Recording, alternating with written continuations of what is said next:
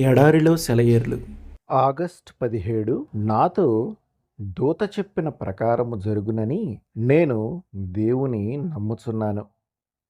అపోస్తుల కార్యములు 27:25. కొన్నేళ్ల క్రితం నేను ఓడలో అమెరికాకు వెళ్ళాను. ఆ ఓడ కెప్టెన్ చాలా నిష్టగల క్రైస్తవుడు. న్యూ ఫౌండ్లాండ్ తీరం దగ్గరలో ఉండగా అతడు నాతో అన్నాడు, కొన్ని వారాల క్రితం నా ఓడ ఈ ప్రాంతంలో ప్రయాణిస్తుండగా నా క్రైస్తవ జీవితంలో విప్లవాత్మకమైన మార్పును తీసుకువచ్చిన సంఘటన జరిగింది. బ్రిస్టల్ వాడైన జార్జ్ ముల్లర్ మాతో ఉన్నప్పుడు నేను 24 గంటలు వదలకుండా పొగమంచులో ఓడను జాగ్రత్తగా నడుపుతూ ఉండిపోయాను.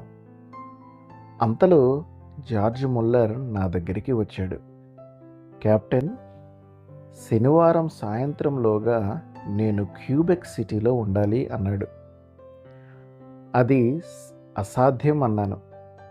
అప్పుడు ఆయన అన్నాడు, సరే, మీ ఓడను అక్కడికి చేర్చలేకపోతే దేవుడు మరొక మార్గాన్ని నాకు చూపిస్తాడు.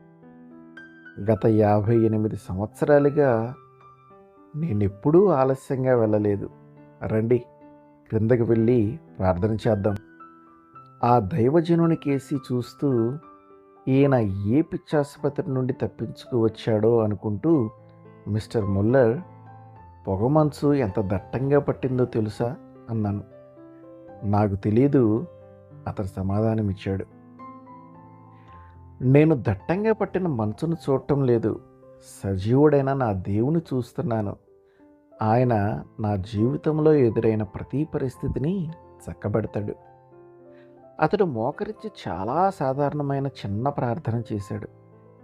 అతడు ప్రార్థించడం ముగించిన తరువాత నేను ప్రార్థన చేయబోయాను. కానీ అతడు తన చేతిని నా భుజం మీద వేసి ప్రార్థన చేయవద్దన్నాడు. ముందు ఆయన జవాబిస్తాడని నమ్ముతున్నావా? నాకైతే జవాబిచ్చేశాడని నమ్మకం ఉంది. ఇక నువ్వు ప్రార్థించాల్సిన అవసరం లేదు అన్నాడు. ఆశ్చర్యంగా అతని వంక చూశాను.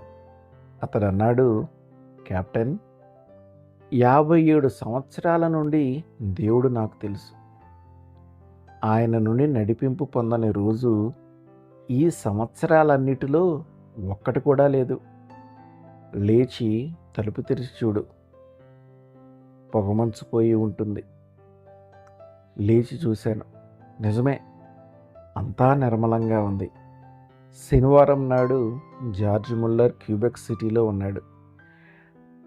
ఆయనపై ప్రేమ ఉంటే ఆయన వాగ్దానాన్ని నమ్ముదాము.